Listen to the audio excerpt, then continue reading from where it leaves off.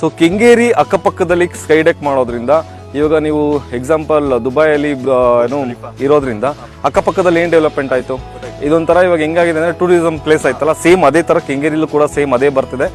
S, so ಆ ರೋಡ್ಗೆ attach ಇರೋದ್ರಿಂದ ಈ ಪ್ರಾಪರ್ಟಿನೂ ಕೂಡ 100% ನೆಕ್ಸ್ಟ್ ಲೆವೆಲ್ಗೆನೆ ಡೆವಲಪ್ಮೆಂಟ್ ಆಗುತ್ತೆ ಸರ್. ನಮ್ಮ ಲೇಔಟ್ ಕಾಂಪೌಂಡ್ ಪಕ್ಕದಲ್ಲಿ ನಿಮ್ಗೆ ಹೈ ಟೆನ್ಷನ್ ಲೈನ್ ಕಾಣಿಸ್ತಿದೆ.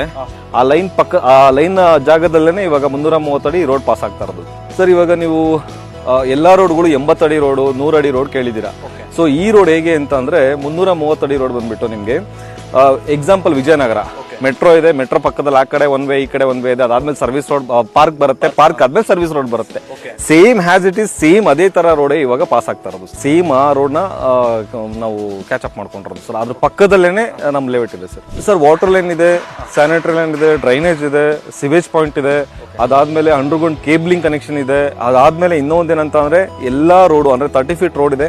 ಎಡ್ಜ್ ಟು ಎಡ್ಜ್ ನಿಮ್ಗೆ ಇದನ್ನ ಕಾಂಕ್ರೀಟ್ ರೋಡ್ ಅಲ್ಲಿ ಬ್ಲಾಕ್ ಮಾಡಿದೀವಿ ಸರ್. 100% ನಿಮ್ ಮಿನಿಮಮ್ ಇಲ್ಲ ಅಂತ ಅಂದ್ರೂ ಈಗೇನು ನೀವು 3700 ರೂಪಾಯಿ ಕೊಟ್ಟು ತಗೋತಾ ಇದ್ದೀರಾ, ನೆಕ್ಸ್ಟ್ ನೀವು ಅದನ್ನ ರೀಸೇಲ್ ಮಾಡ್ತೀನಿ ಅಂತಂದ್ರೆ ಸೊ 1:3 ಆಗಿರುತ್ತೆ.